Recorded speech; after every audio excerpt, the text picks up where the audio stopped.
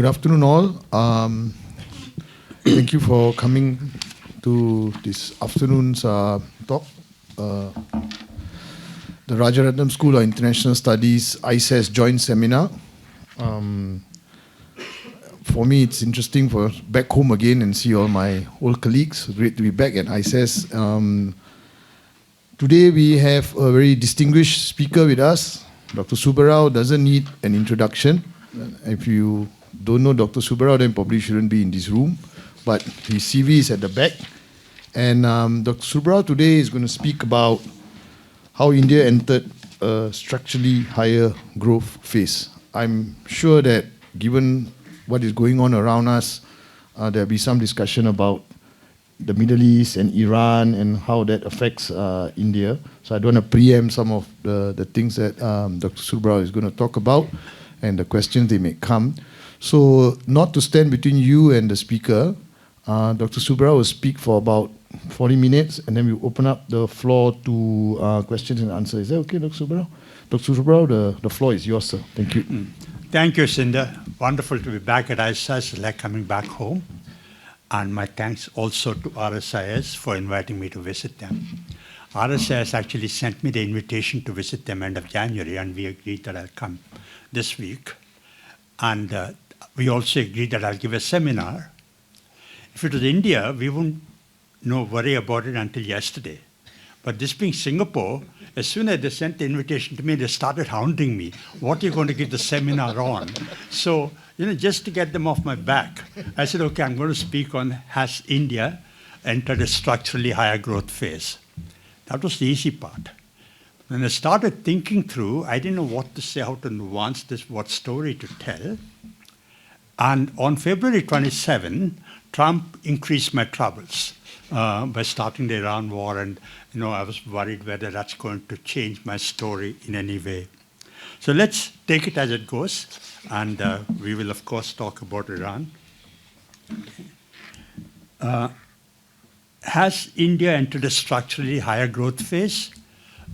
My central message is going to be that it's possible, it's plausible, but it's not certain. But a more important question to get started is, what's triggered this question? Why are we talking about has India entered a structurally higher growth phase? There's a lot of chest thumping in India these days about how we are the fastest growing large economy in the world. We are the fourth largest economy in the world. Back in 2024, we were the fifth largest. In 2024, we overtook UK, our former colonial masters, to become the fourth largest. Last year, we were about to overtake Japan to become the fourth largest, but because India revised the growth GDP numbers, we're still at the fifth place. Certainly, we will overtake Japan probably this year, if not certainly next year, and become the fourth largest after the US, China, Germany. Okay. That's an important question, not just for India, but it's an important question for the world, because a large economy growing rapidly is a very tantalizing prospect for the world. And over the last 75 years, we had the Japanese miracle, then the East Asian miracle, then over the last 30 years, the Chinese miracle. So the question is it India's turn now? So if you look at India's current situation, a plausible case can certainly be made that we have entered a structurally higher growth phase because there's somewhat of a Goldilocks moment for India at the moment. Growth has been upwards of 7%. Inflation has fallen sharply. External deficit, the current account deficit is modest.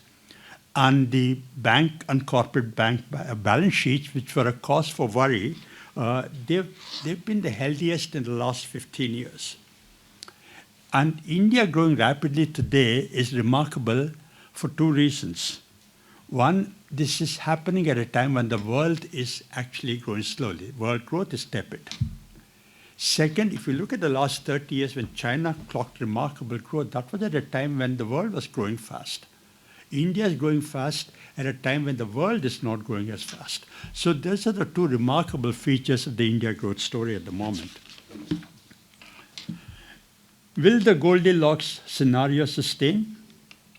If you look at India's growth story over the last 20 years, 2005 to 2025, the first decade, 2005 to 2015, first decade, we had very rapid growth, respectable growth, nearly 8%.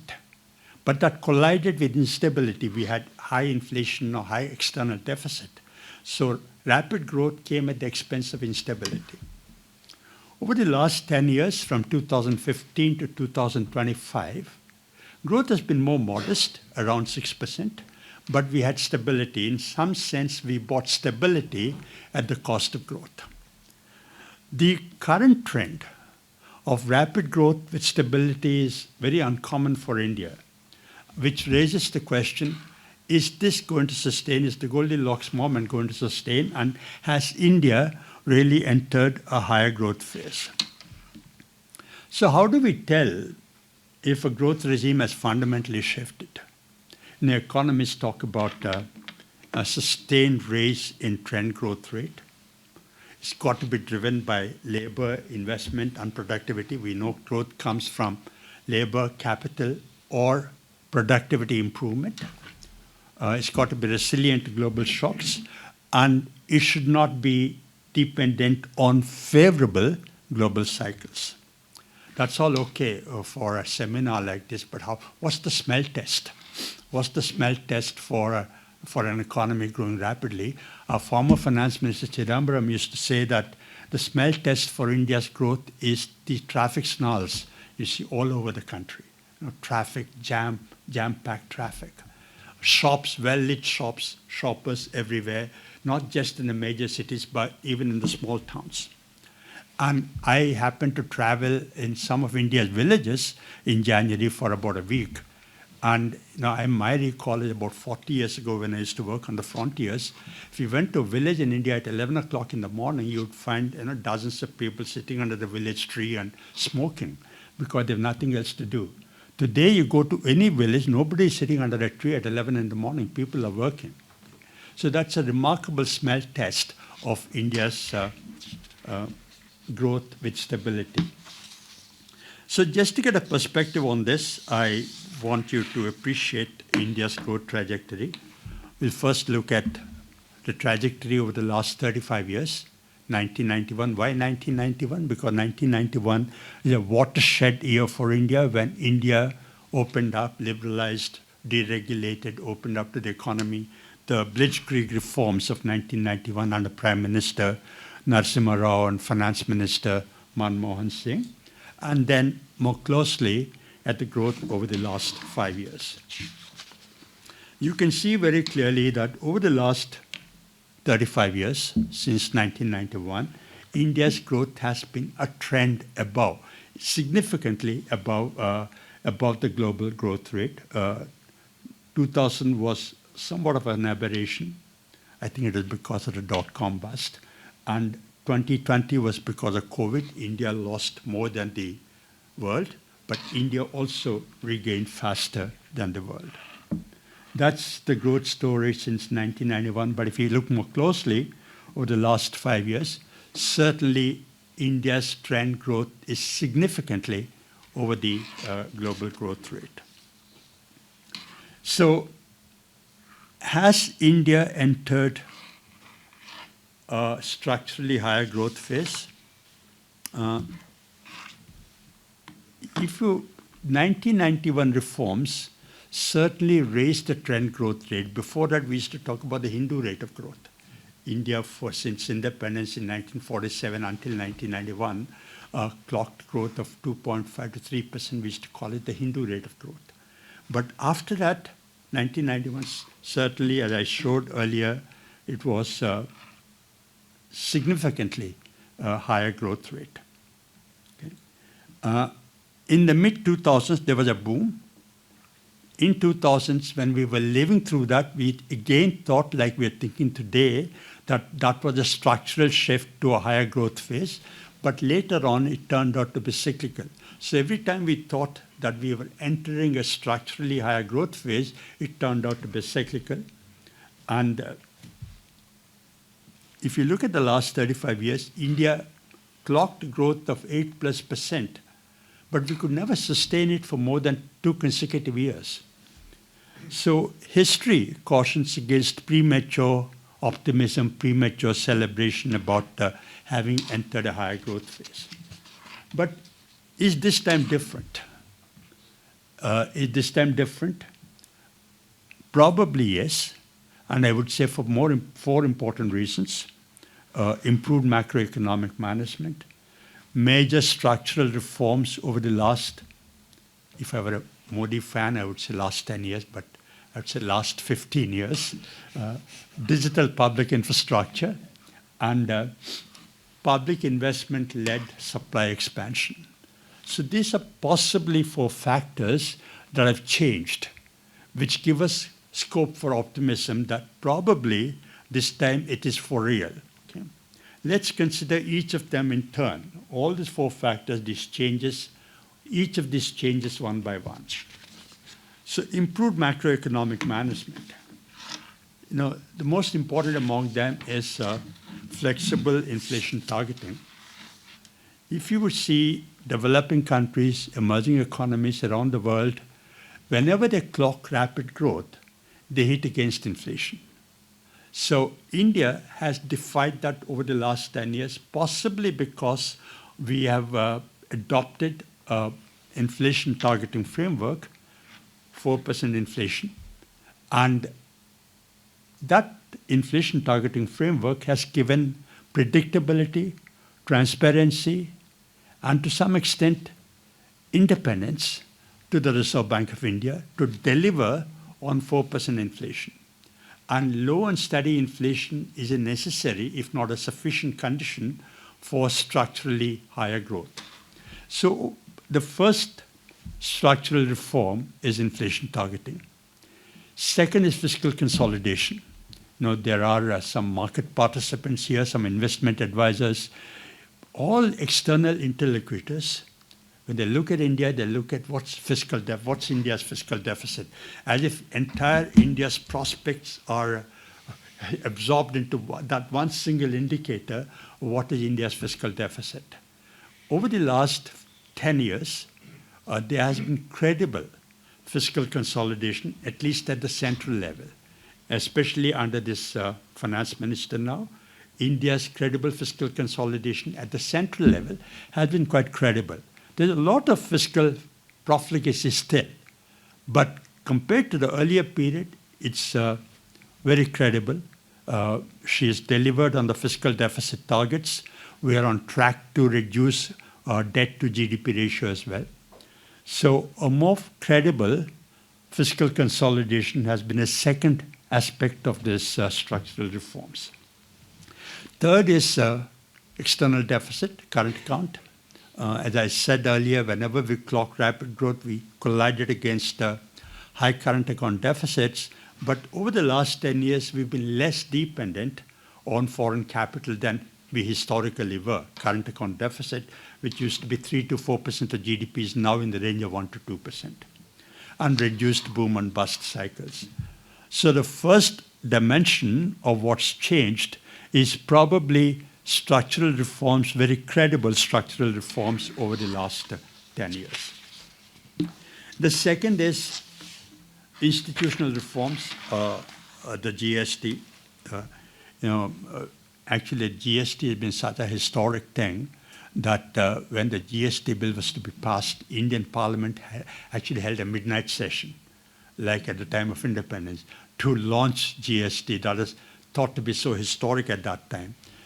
But it actually is in some sense historic because India used to be like a fragmented market. If Bihar had to manufacture something and send it to UP, it used to be like export. If Tamil Nadu had manufactured something and had to sell it in Kerala, it used to be like export. So India was not a common market. It was actually a federation of states for economic purposes. GST was magical in that sense, in that it unified India into a common market. The insolvency and bankruptcy code, big corporates used to be able to game the system because they could borrow from the financial sector and get away with it without repaying by defaulting. There was no penalty for a non-payment. There was no penalty for default. So big corporates could game the system because there was no mechanism for resolution of bad debt. This morning's newspaper said about Anil Ambani, negotiating with government agencies about resolving this bad loan. So that's an example of how the Insolvency and Bankruptcy Code has disciplined creditors. Third is the financial sector cleanup. When I left the Reserve Bank of India, one of our big worries was the loan default problem. Corporates' balance sheets, bank balance sheets were disrupted because of bad loans. Why bad loans accumulated is another seminar. I won't go into that at the moment. But we were concerned. Our economy was disrupted by the balance sheets, unhealthy balance sheets of banks and corporates. And finally, formalization and tax base expansion. What the GST did was to increase formalization and increase policing, with the result that a lot of enterprises which were outside the formal sector, which were outside the tax net, had necessarily to come inside. And the tax net widened, tax policing improved. So that is another structural reform. So those of you who are following me, I'm explaining what are the changes that could actually give us confidence that we move to a structurally higher growth phase. I've talked about two changes. The third change is digital public infrastructure as a growth multiplier. From about 2015 to 2020, for about 5-6 years, I used to stay for extended periods in Singapore. And you go to Starbucks in Singapore at that time, you have 4 QR codes. One for DBS, one for Standard Chartered, one for HSBC. India, right from the word go, we had only one QR code. Okay? What's happened in India because of digital infrastructure is actually magical. My son lives in the US, and all of you have exposure to the US. US is still credit cards. Why? Because they're stuck with the legacy system. In India, we leapfrogged over that. No credit cards, no debit cards. We went from cash to digital payments. What people see actually, the magic of digital payment, the convenience of that I buy on the street side and I just pay anyone, that's just the evident part of it. But the digital infrastructure is much deeper than that. If, for example, I stop on Wayside and buy a coconut and pay 40 rupees on my phone to that woman who doesn't even know how to get that, she just has the QR code, I buy the coconut, pay her, what you see is the convenience of that because she was fumbling for change earlier on, etc. Now it's very convenient. But behind that, what happens is something remarkable. What's happening behind the scenes is that the bank, her bank, is able to track her business profile. How much is she selling? When is a business most? Is it on weekends? Is it in the mornings, evenings, midnight? And it's able to track my consumer behavior. Am I buying coconut water? Am I buying beer? It's because if I go and apply to a bank for credit, they need to know my consumer behavior. So what digital infrastructure has done is remarkable in terms of financial inclusion. That woman who is selling coconuts on the street is now able to get a bank loan because the bank is able to assess her business. Direct benefit transfer is to be leakages earlier on, but now money goes into millions of bank accounts end of every month. So the digital infrastructure has been a remarkable game changer. The fourth, of course, is the capital push. I come to Singapore twice or thrice a year. There's changes here in Singapore from time to time. Okay? because Singapore is constantly improving. But what I see in Singapore is marginal. What you see in India is quantum jumps.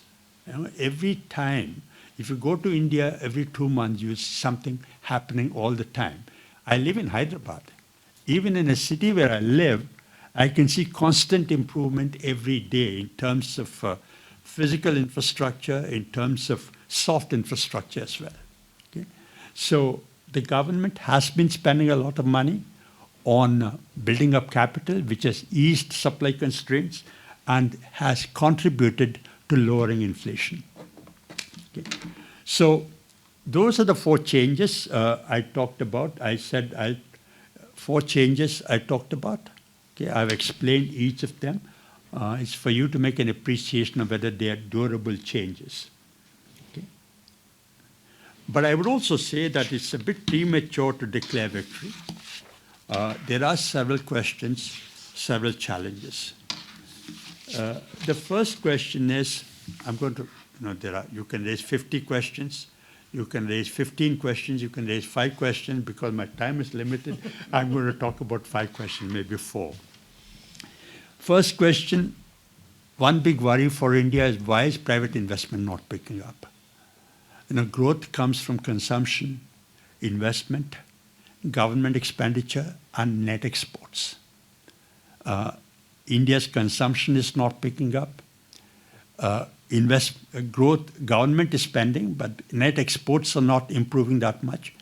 So growth has been coming from government expenditure. India is firing on just one cylinder at the moment. 7 or 8% growth is coming largely from government capital expenditure, but you cannot sustain a high growth rate, and you cannot say that you have raised to a structurally higher growth phase unless private investment picks up. Historically, there's been no country in the world that has grown to a structurally higher growth phase without private investment not picking up. And disappointingly, private investment has been tepid because there's no domestic demand not picking up. External demand is also tepid. Exports are, export demand is quite damp. So one big worry is private investment not picking up. This is private investment as a proportion of GDP. This starts in 2014-15, but if you went back 10 years, you'd see that private investment was actually 38% of GDP. Then went down to 30%. Now it's slowly inching up, but still not there. I don't think we can get to a structurally higher growth phase unless private investment gets to about 34 to 35% of GDP. The second question, more important question is this a jobless growth? For an economy growing at 8.5%, there are no jobs. As I just said 10 minutes ago that if you walk around the country, big cities, small towns, villages, you don't see anybody unemployed. But there's a lot of structural unemployment, underemployment. People are doing something, but they're not working to their productive best. The agriculture sector itself has about 100 million people who are surplus. Unless benefits of growth, unless there are jobs, if there are jobs, there'll be consumption. If there's consumption, there'll be demand. If there's demand, there'll be more production. If there's more production, there'll be more jobs. So we can get onto a virtuous cycle. That virtuous cycle is not taken off in India so far. In 2023, I think India surpassed China as the most populous country in the world. And then there was a lot of jubilation, not so much in India, but certainly around the world, that India has got a demographic dividend now. Okay. What's a demographic dividend? A demographic dividend is a large proportion of working age population, I think from 20 to 65 or whatever, as a proportion of total population. That proportion goes up, which means that there is more people working, less people depending on them. Dependency ratio is low, proportion of labor is high, and if you see all the miracles that I talked about, East Asian miracle, Chinese miracle, that's been in part because of a demographic dividend. So the question is this India's turn? Because India's median age today is 29 years. For comparison, China is 38, America is 39. So a large country with 1.4 billion people with a demographic dividend. There is, you're all too young, but some of you might have read Sherlock Holmes. Sherlock Holmes and Watson, they go to investigate a crime. And outside London, they travel outside London, and gets night, becomes dark, so they can't get back to London. They pitch a tent and go to sleep. In the middle of the night, Holmes gets up and wakes up Watson. Watson, wake up, wake up. Watson gets up, rubs his eyes, and says, "Why did you wake me up? I want you to look up and tell me what you see." And Watson's eyes light up. He said, "Thank you for waking me up. In London, there's always fog, there's always clouds. I can never ever see the blue sky like this. Watson, what else do you see?" I see the stars and the moon. And Holmes gets more frustrated. "What else do you see?" "Thank you for waking me up. I see God's pristine creation." Then Holmes says, "Don't you see somebody stole our tent?" So it's like that. You can't get a demographic dividend unless you're able to get jobs. And what India is not able to generate jobs. There is 10 million people joining the labor force every year, 10 million folk. And we're not even able to create half as many jobs. So there's a backlog of about 50 million. There is at least 50 to 75 million of disguised employment in the agriculture sector. If agriculture productivity goes up as we want it to, agriculture sector will throw away about 75 to 100 million people. And female labor force participation rate in India is low, or distressingly low, even compared to our neighboring South Asian countries. So if FLPR improves, more women join the labor force, that will add to the employment problem. So India has to find hundreds of millions of jobs. Where are these going to come from? They're certainly not going to come from the agriculture sector. As I said, if agriculture productivity improves, it'll throw out people. They're certainly not going to come from the services sector. From Singapore's vantage point, it looks like Bangalore, Hyderabad, Pune, software sector, etc. But that's a minuscule of what India is. The software sector in India employs maximum of 5 million people out of 1.4 billion people. So this myth that the service sector in India is booming is a myth without any foundation. So you can't get jobs from the agriculture sector. You can't get jobs from the service sector at any rate in the short term. So you've got to get jobs from the manufacturing sector. Okay? This, in some sense, is comeuppance for India, somewhat paradoxical, ironic, because even 15 years ago, I used to give speeches in conferences like this, that India has defied the development paradigm because countries go from agriculture to manufacturing to services. India has defied the textbook theory. We leapfrogged from agriculture into services, but that's now come to catch up with us. We need manufacturing to generate jobs. And there's another theory that's going around these days, which is that premature deindustrialization. Countries go from, excuse me. Countries go from agriculture to manufacturing to services, but countries which have graduated from manufacturing to services have graduated when manufacturing reached at least 25% of GDP. India is stuck at 15% or even 14% for the last 10 years. So that is very distressing. So we've got to have manufacturing to generate jobs. And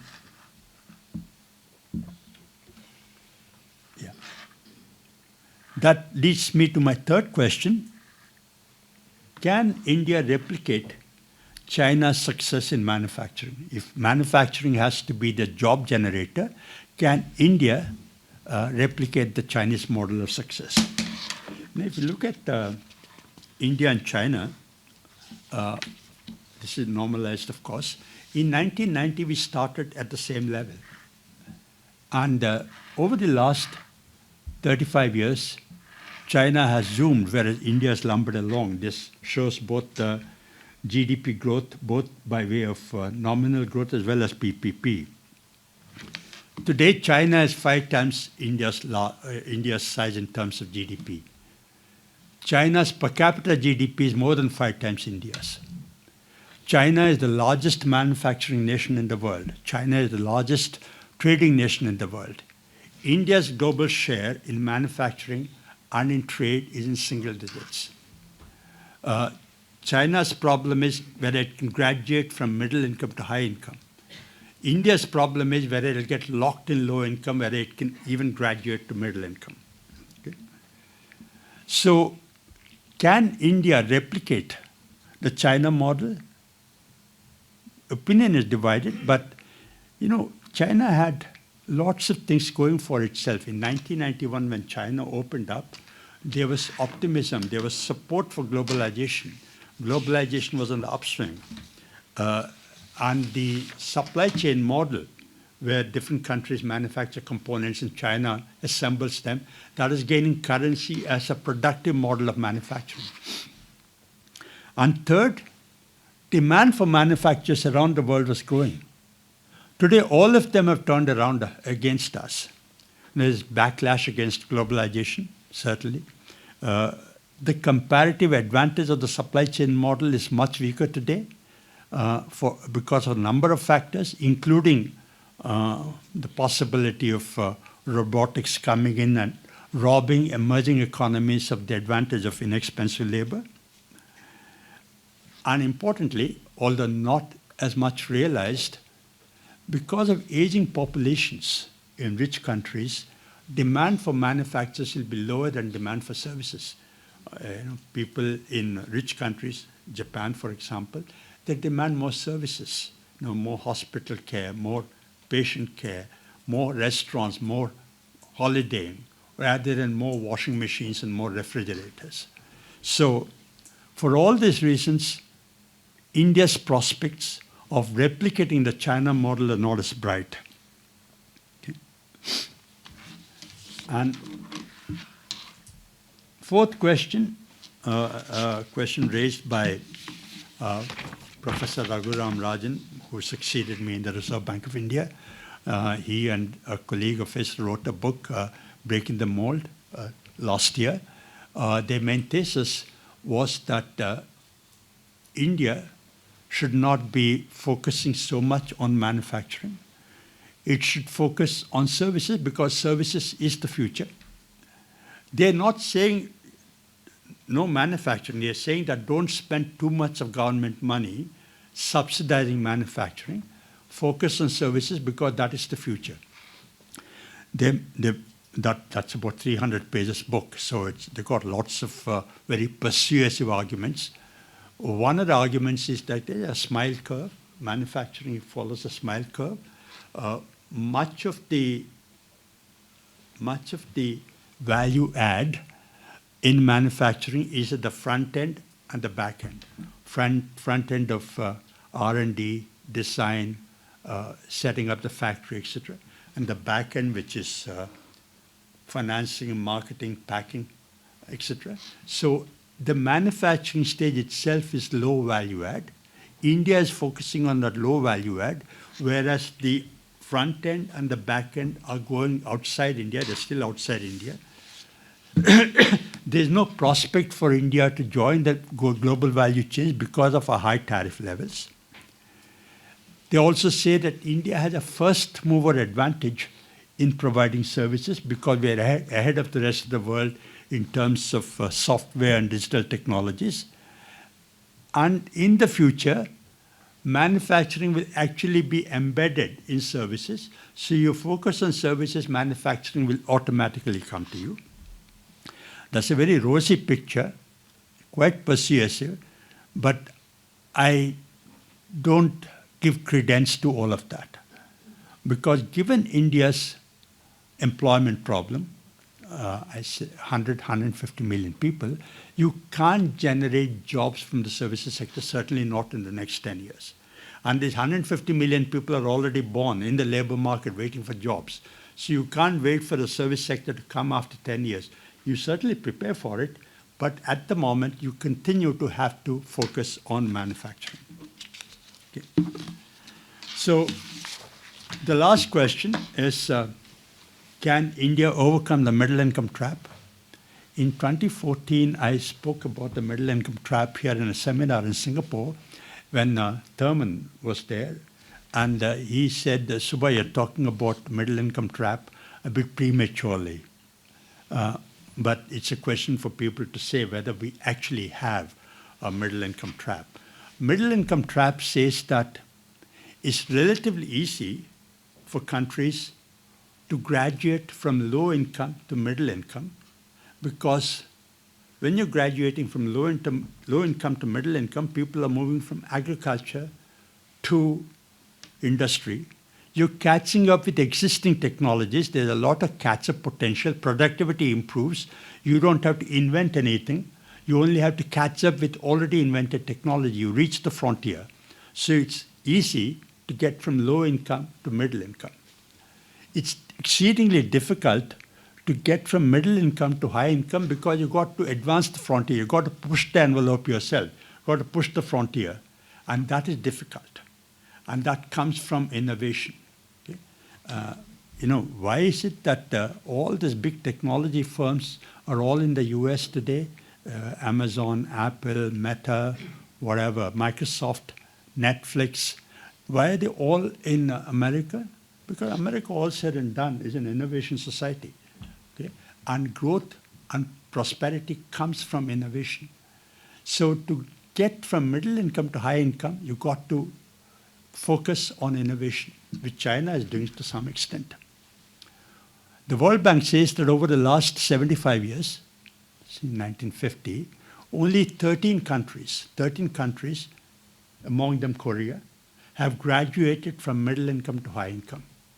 It's exceedingly difficult to get from middle income to high income. So, summing up, has India entered a structurally higher growth phase? I would say that macroeconomic stability has clearly improved. Reforms and digital infrastructure are significant. But India's record on investment, jobs, and productivity remains mixed. The transition to a structurally higher growth phase remains fragile. So what do I say in that? The India growth story is plausible. Evidence about a regime shift is not yet conclusive. It's too early to declare victory. There's case for cheer, but not for celebration. Thank you very much. We are in 40 minutes, Sindha. Thank you, Dr. Subbarao. Actually, it was 39 minutes, so thank you. Right. A lot of food for thought. So what I'll do is I open the floor for questions. Maybe I can take questions in groups of 3. Dr. Subbarao can then answer them in groups of 3. So please identify yourself. Keep the comment and or questions short, so we got more time for more questions. Who would like to go in the first round? Sir? May I ask the question? Sorry, Manibas, about private investment. Is the problem not so much that overall private investment is weak, but that private investment is disproportionately led by a few very large companies that have gained extreme market power and access to political policy-making interests, and whereas the rest are left out? So is there a divergence between the very large companies and small companies? In other words, are there issues with the political economy, cronyism, and so on? Thank you. Next one, ma'am. Hello, sir. I'm Shubhra Jain. I've recently moved from India to Singapore. And what you said about the chest thumping, I think this is a more, this outside India dialogue. That was my attraction for coming here. So my question to you, sir, is when I look at India as a multi-party democracy, what role does the political system have on policy making? And I'm looking specifically at the agricultural reforms that were attempted, but then had to be abandoned. And what that signals, what signal that gives to private investment and the role that that has to play and what can be done if, about that. Thank you. Thank you. Sandeep? Hello, sir. Thank you very much for a very interesting talk. I am Sandeep Bhardwaj. I work at ISAS.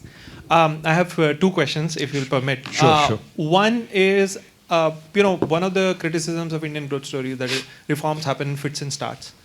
And, the list of reforms that you talked about, they kind of all are front-loaded in the mid-2010s period, right? Like that's when the GST happens, that's when the bankruptcy code, all these things, digital public infrastructure, they're all introduced at that time. Do you think that that pace of reform has continued, or the current growth is just, a tailwind of something that happened 10 years ago? And the second question is just pinging off what the gentleman here mentioned, which is this national champion model, which is a new conversation now has been introduced in the lexicon. What do you think about that? Like, how do you think that that's playing out? Thank you. Thank you. Dr. Subra, I think thank a lot you on your for plate. those very good questions. I don't have complete answers, but in the spirit of discussion, Manu Bhaskaran asked about a few conglomerates actually dominating the corporate sector, and that's not widely dispersed, which is true. That's been actually a growing worry over the last 10 years. Before that, we were not asking that question, but now increasingly people are asking whether that conglomerate model is emerging in India. Actually, there's a lot to be said in support of the conglomerate model. The most notable success is Korea, chaebols. And there are papers written about whether India can actually replicate the chaebol model. It's difficult. Now, Korea did it 30, 40 years ago in a different regime. For India, given its vigorous, vibrant democracy, it's difficult to do the chaebol model. So I would think that a few large conglomerates, even if they're working for the country's growth, they're contributing to growth, I believe that for a country of India's size, population, private investment must be more widely dispersed. Okay. In fact, there's a paper written by Bernard Young and others, in business school here. If you look at developing countries, one of the characteristics for developing economies that there must be churn at the top. If you take the 10 largest conglomerates contributing to growth, every 5 years you must see entry and exit. If you see the same 10 people over and over and over and over again, there is something wrong. Okay? Yeah.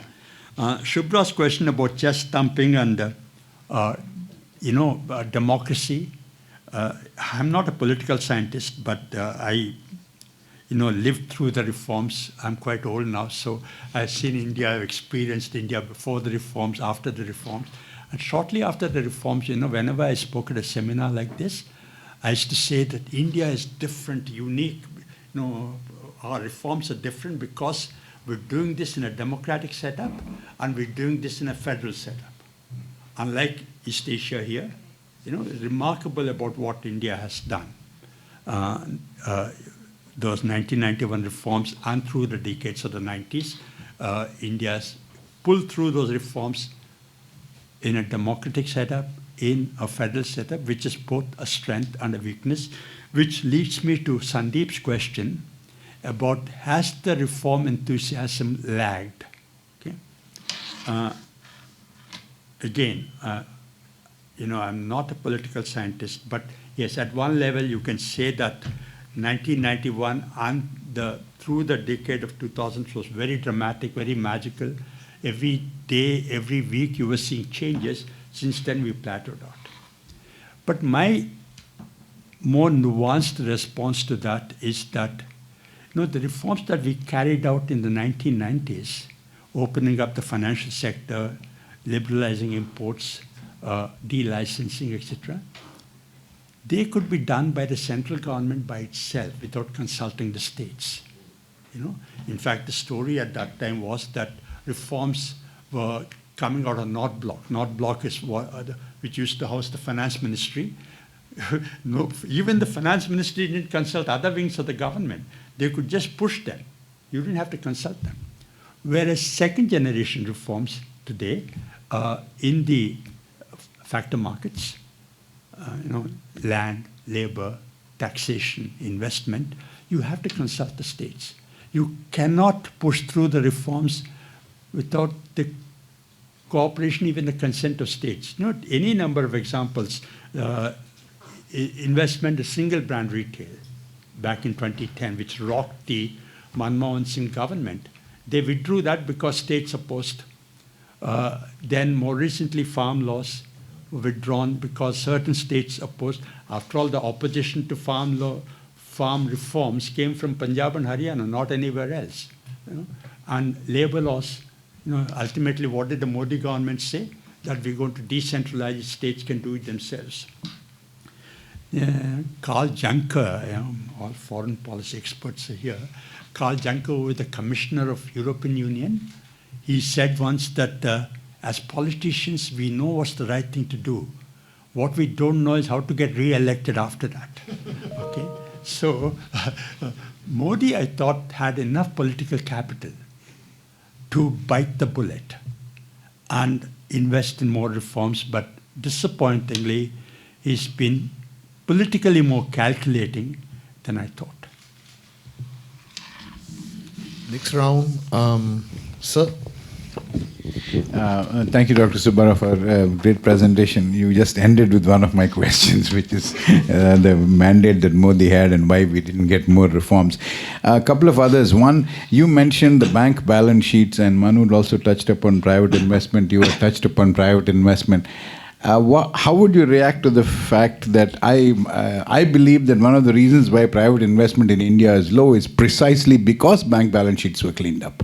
Because private entrepreneurs are so used to high rates of return because of being extremely indebted and having very low equity in their historically in the companies, that now they're actually forced to deleverage and bring in real equity. And because the bank balance sheets are cleaned up, they are now struggling to invest because that's not an environment that they are used to. I'd love to get your reaction to that. The second question I had is, there's a lot of emphasis in this government on, as you said, lack of jobs, but also that this assumption that everybody can be an entrepreneur. I don't know how many people around this table are entrepreneurs. I definitely am not.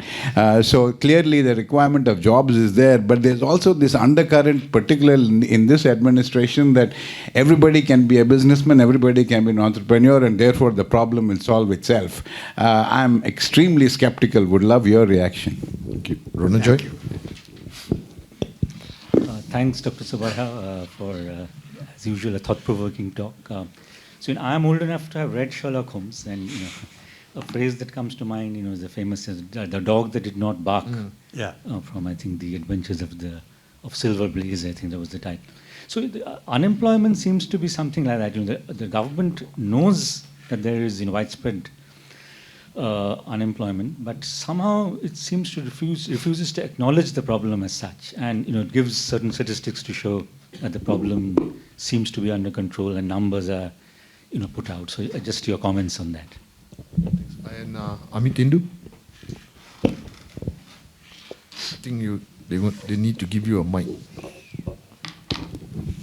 Thank you, Yusuf, and thank you, sir. As always, it's an opportunity to learn when I listen to you. I had two reactions to the points that you made, not specifically questions. The one is that, I was quite impressed by the fact that you didn't mention one particular stylized fact, which nowadays is used very frequently regarding India, that this is going to become the third largest economy by such and such time. So I think that was very interesting. But I just want to build up a little bit on that and bring this up, that among the world's top 5 economies right now, and India is there, India is the only country whose share of trade in GDP is less than a quarter. Now, India's share with the world economy increases much more if one looks at the balance of payments and the external receipts and adds the capital receipts or remittances and so on and so forth. I'm not going into those. I'm just talking about trade, which basically means that 3/4 of India's GDP growth is coming from the domestic economy. Now, if that is the situation that we are looking at, then this 7% GDP growth number cannot remain where it is if India actually needs to move forward to either the Viksit Bharat vision or whichever vision is the target. Now, I'm not totally confident about whether India is structurally positioned to do that as of now. Because unless and until there is a much larger share of the external world that India can capture in terms of greater shares in external markets, global markets, I'm not really sure whether one can actually see that happening. There are a large number of trade agreements that have happened, but trade agreements, as we know, are not automatic accesses. Tariffs might come down, but quality standards may remain where they are, so the accesses might remain blocked. So this is something which I find a little contradictory in the larger scheme of things that has been played out. The second thought that I had was that I'm glad again you mentioned about this China model, whether India can reproduce the China model. I think the way the China model is understood in most cases is actually what the China model historically was. This idea of bringing in low-cost labor for export-intensive manufacturing is a model which China has actually vacated around 10 years ago.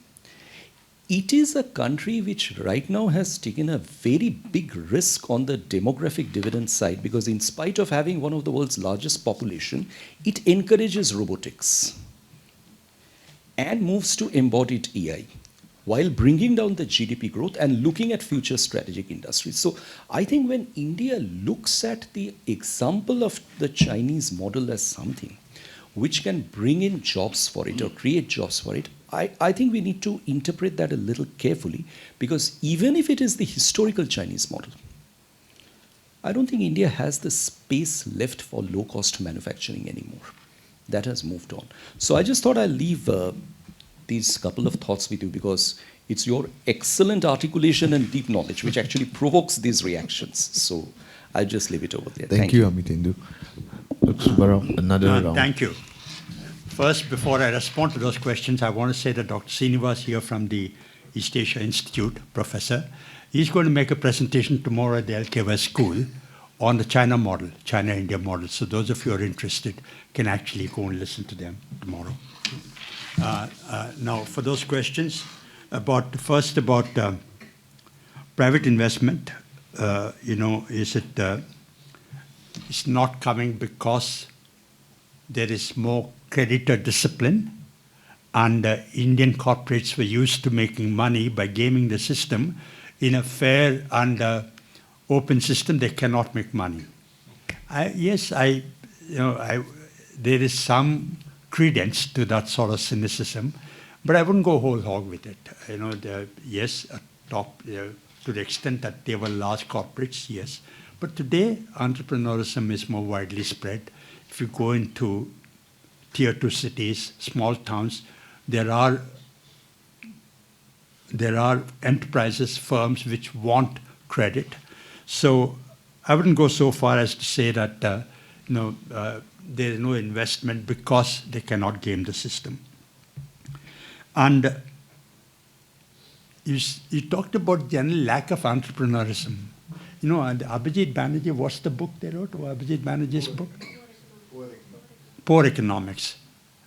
One of the things they say is that in a poor country, you got to be more entrepreneurial. I get up in the morning every day. At my level of income, I don't worry. I can continue to sleep through the day. Nothing will happen to me. I'll continue to enjoy the same quality of life.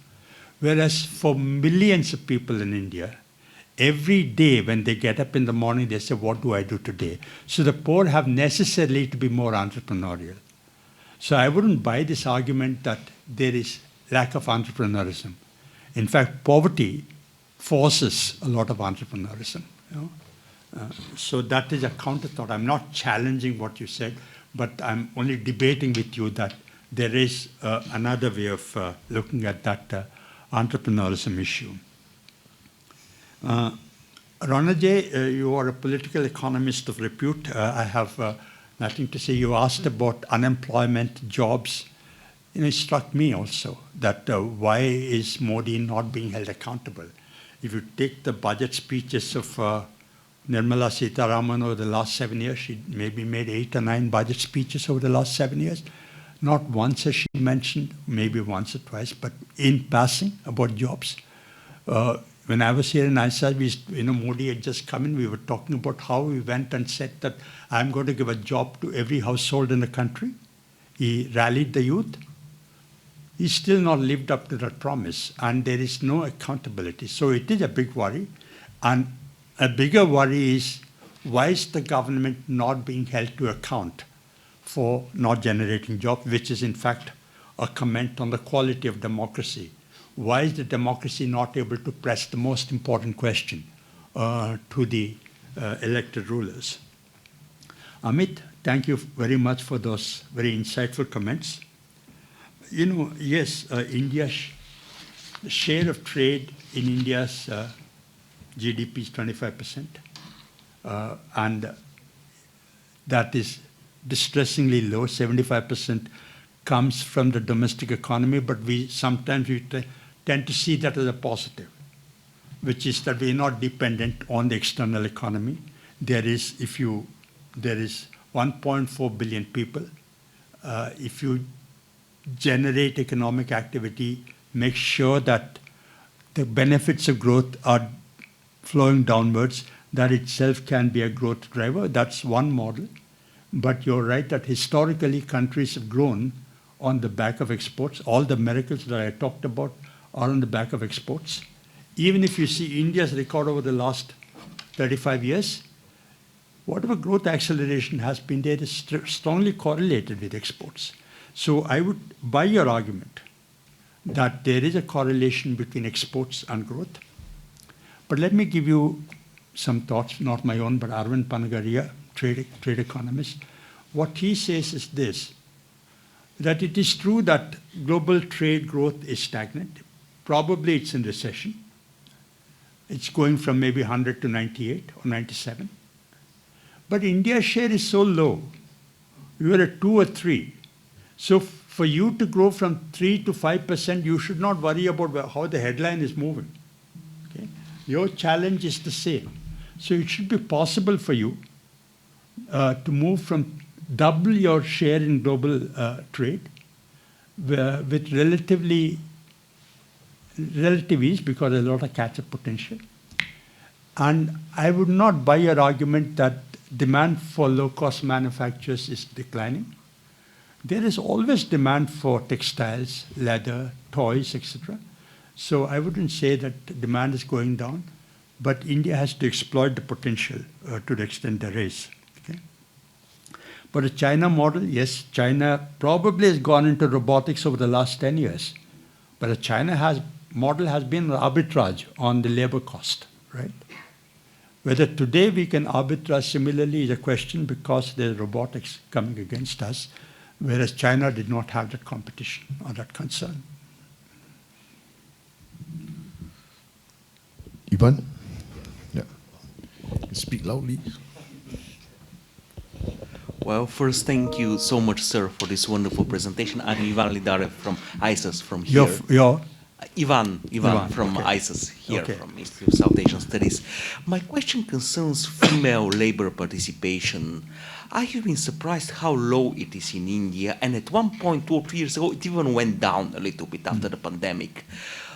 Maybe this is the result of social and cultural factors, but fundamentally this is going to be a huge handicap on Indian growth. So how do you think this can be addressed realistically from a policymaker's perspective? Because obviously, I mean, culture is a big problem. It's very difficult to amend culture, but still, you have to deal with this thing. So what do you think? Yeah. What would you recommend being done? Thank you.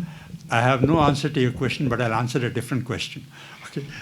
As people normally do in seminars like this, why is FLPR low? Why is female labor force participation low in India? You said socio-cultural factors. Socio-cultural factors are not new. Historically, we've had them. Okay? People say burden of childbearing. Burden of childbearing has been there from the time humanity existed.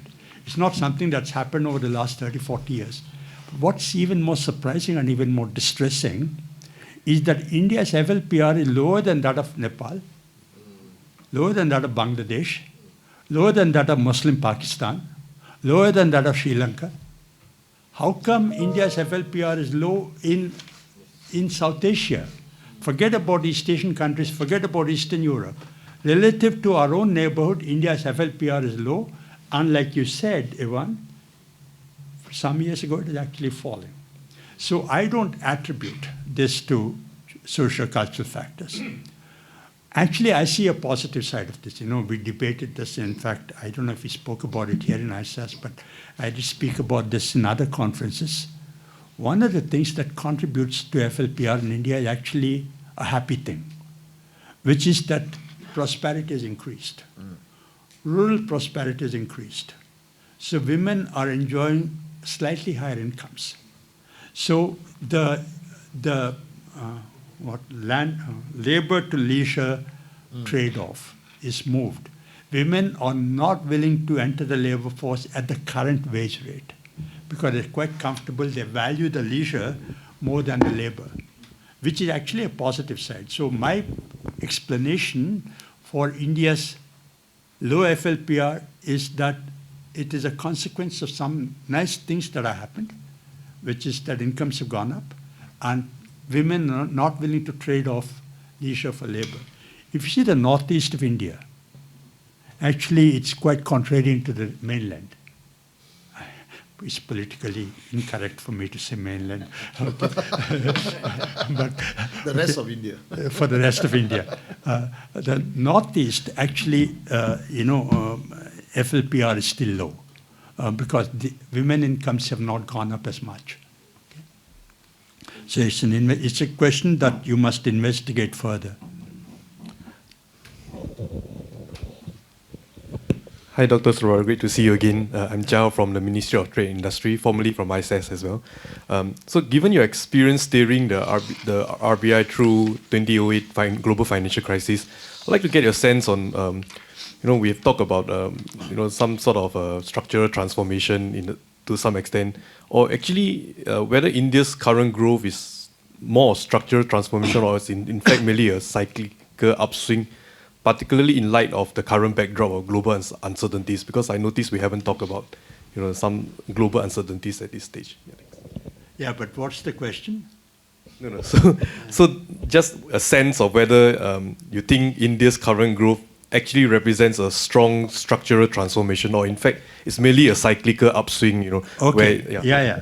So I'll have to go back the whole thing and say that, I would say my central message is that there's a plausible story to be told that India has moved up to a structurally higher growth phase, but it is too premature to declare victory.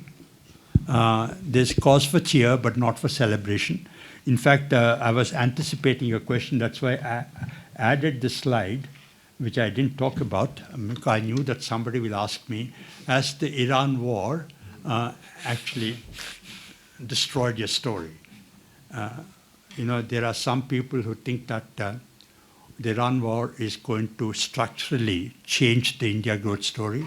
Amitendu Palit has written a wonderful piece today on how energy prices are going to go up. And that's going to cost AI, right, Amit? And that's going to hurt India. High energy costs, high cost of data centers, etc. And that's going to cost India's growth. So there is going to be a permanent structural cost because of the energy shock. The energy shock is not temporary. It is a shift up, and energy prices will remain there. That's an example of a story which says that, yes, India cannot take its structural growth story for granted.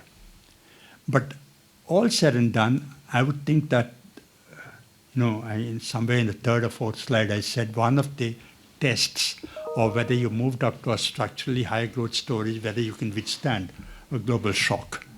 And I would see the Iran war just as a shock.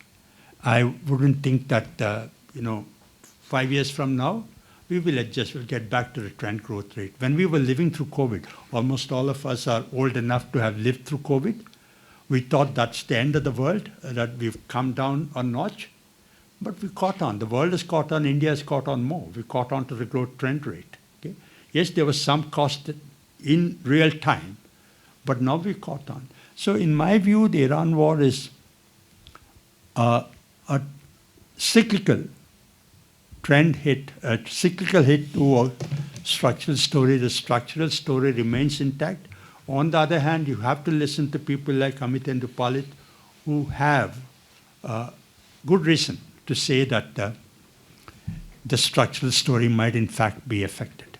Right, Amit? You want to add to that? I wasn't really thinking of the structure, sir. Yeah. But thank you. Yeah. I had one. Yeah, sure. Sure. And this is a very specific question, sir. I mean, very specific, and I'm not urging you to put on your central banker's hat once more. But I just wanted to check that given the current conditions, the current global conditions, rising energy costs, inflationary pressures, it is expected that at least in India, like most other emerging markets, there will be a sort of a contractionary monetary policy that central banks will take. So are we actually looking at an interest rate rise in India? Okay, this is not so much a structural story, but this is a monetary policy. It's a tomorrow's, next week's issue. I don't believe that your question is, will they raise the rates? I don't believe they will do that. Okay? 2025, like most other central banks, the RBI to cut rates 3-4 times during the year. I thought they had used up the headroom, but December 2025 they were done. And they had given a signal guidance that our job is done, we're now in a wait and watch mode. Now there is this Iran war. So the question is not so much whether they will raise rates, but whether they will continue to cut rates. Certainly they will not cut rates because the cut rates, it will impact the rupee. Rupee is already hit 93 to $1. And when advanced economy central bank, notably the US, they're pausing and they're not moving, I don't believe India can afford to cut rates. Will India raise rates? I think they'll look through this. Because this is a supply shock, and central banks typically look through supply shocks, not take action unless you are, this is the Greenspan orthodoxy, that this is not your business. You look through this. Only if you think that the supply shock is becoming structural, is impacting inflation expectations, then do you act. And I don't think the current situation is such as to rouse RBI into action, into tightening policy. Yeah. Nishant? Sorry. Thank you, Dr. Subbarao, for a wonderful lecture. I'm Nishant from the South Asia program at RSIS. So I wanted to ask you about the innovation aspect that you talked about. In most of the developed economies, the ratio of private investment in R&D, for instance, to public investment is around 70% to about 20 to 30%. That's my understanding. But in India, the situation is flipped. So my question is, why are we not seeing more private investment in R&D, and what, in your opinion, can be done to overcome this problem? Thank you. The short answer is I don't know really, but let me think on my feet. Yes, certainly, we don't spend as much on R&D. And as I said, what Davos talks about, the fourth industrial revolution, which is all about innovation and R&D. We talk about, I talked about overcoming the middle income trap, which is all about R&D. And why is it that, India, we chest thumping again. We are the software, we're the back office of the world. Why is it a deep fake or deep sake? What is it that China came up with? Deep sake, right? Why is it that deep sake came up in China and not in India? You know? So R&D in India, we need to spend more. There is not sufficient incentive for corporates to spend more. But we had some short spurts of success. During COVID, for example, I live in Hyderabad, and one Hyderabad unit actually came up with a vaccine, domestically, indigenously developed vaccine, which is 1/4 or 1/5 the cost of what is done by Pfizer. Okay? So wherever there has been investment in R&D, there have been showy successes, but we don't spend enough. We should be spending more. The budget keeps giving some tax concessions each time, but I don't believe that they've been attractive enough for corporates to spend more on R&D. Yes, sir.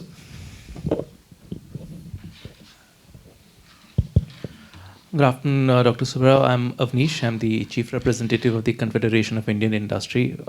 In Singapore? In Singapore, yes. Okay. While there are many things related to industry over here, I'm not speaking on behalf of CII in any way whatsoever. But I just wanted to share and ask something about the Indian states. Because in the last, again, 5 to 7 to 10 years, most of the structural changes that have happened are at the central government level, which are showing results in one way or the other. But for our growth to sustain, the next line of reforms has to come within the states itself. And that for that, not necessarily the central government will have a say on how they are doing because of the politics involved. So in your opinion, and for the audience's benefit also, which states do you see will be the front runners in driving this growth for India? I think that's a question you must answer as CII. But that's why I said I'm not. Nevertheless, since I'm having the privileged position of sitting here, so let me answer that. You know, one thing I say is states in India are more important than acknowledged. People, you know, investors, your clients, for example, so many people come in. We went to India last week. Who did you meet? We met some joint secretary in Ministry of Finance. We met some CGM in RBI. And, you know, we are up to date on India. India is not Delhi and Mumbai. India is 29 states. And what's happening in the hinterland of the country is remarkable. And you can't understand India unless you go and see that. Okay? So thank you for raising that. You know, even the fiscal consolidation that I spoke about earlier in my talk, we talk about central government fiscal consolidation, which is credible. But states are still profligate. In India, there is a 60-40 issue. The central government collects about 60% of the combined revenue, gets to spend 40% of the combined expenditure. States collect 40% of the combined taxation, get to spend 60%. So it's reversed. How much states spend, the quality of expenditure, their reform credentials are very important for India's progress. And we talked about it earlier on about second-generation reforms. Which states? It's quite obvious, right? South and West are ahead of the rest of the country. You know, when in 1991, as I told you, 95, 96, if I spoke at a conference like this, at that time, the Economist actually had done a study of India's prospective growth profile. They said you draw a line from Kashmir to Kanyakumari, India would neatly divide into an east-west divide. Because of economic reforms, Western states would prosper because they have historically been more market-oriented. Eastern states have been prospering because of government investment, public sector investment, etc. But now that the state is stepping back, there would in India be an east-west divide. What's actually emerged after 35 years is not so much an east-west divide as a north-south divide. You know, southern states are doing better. In fact, I gave a talk in RSIS on the deepening north-south divide in India in terms of social indicators, economic indicators, entrepreneurism, southern states are doing very well. Tamil Nadu, for example, or Karnataka. You know, two chief ministers of Tamil Nadu Chief Minister Stalin and Andhra Pradesh Chief Minister Chandrababu Naidu actually told their people in public, they said, I want my people to have more babies, more children. I never ever thought that in my lifetime I would see anybody, particularly a chief minister, telling people to have more babies. Because India is still an overpopulated country. You just get out of the plane, you know that. There is pressure of population that hits you. Okay? So in that country saying that we want more people, why are they saying that? They're saying that because they believe that they're losing out because of their faster progress. That there's cross-subsidization happening, that they're contributing to the national tax pool, and that's going off to the northern states. To some extent, that is true. India is a common market. I wouldn't buy that story all along because Tamil Nadu, my counter to Tamil Nadu would be that you are saying that you're cross-subsidizing Bihar and UP. That is true. But you're also depending on Bihar and UP market. If you're manufacturing cars or tractors, where are you selling them? So you have a larger market. So there is north-south divide, political tensions, economic tensions. The South is on, I believe, a more credible growth track. Your job is to see that the rest of the country catches up. Yeah. Yes, please, sir. And okay, the last one at the back. And then I just wanted to react to what you just mentioned regarding the states. As part of our research for this China Plus One project that I'm going to talk about tomorrow, we spoke to the Guidance Tamil Nadu people, which is the one-stop shop for Tamil Nadu to attract foreign investors. It was very interesting what they told us. They said, look, we are actively discouraging labor-intensive firms to come to Tamil Nadu because not enough Tamilians are there to take those jobs. Yeah. All the people from Bihar and UP are coming to Tamil Nadu to take those jobs.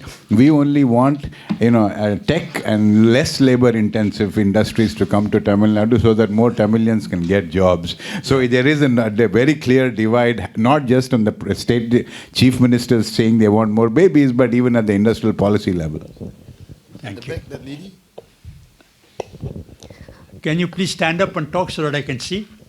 Please forgive me. Yeah. Yeah, I'm Divya. I work at ISS. My question is on picking your thoughts on what do you think of the e-rupee and what role could it potentially play in sort of cementing the structural Vidya, right? Your name is Vidya. Divya. Okay. Divya. Thank you for that question. It's a good question. E-rupee is an entire seminar or an entire course by itself. I don't think much of the e-rupee. In fact, I don't think much of CBDCs themselves. If you look around the world, countries which are going ahead faster on CBDCs are the emerging markets. Rich countries in Europe, in America, they're not doing CBDC. Trump is doing stable coins. Stable coins are not e-dollars.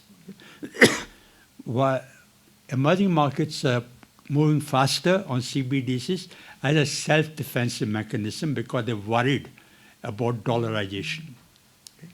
In India, we don't worry so much about it, but if you go to Cambodia, Laos, etc., there is so much of dollarization.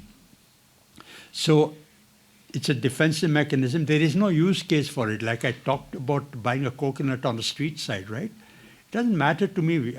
My user experience today is good. I can, without even an e-rupee, I'm able to pay her instantly. Okay? So I don't think that there's a case for CBDCs.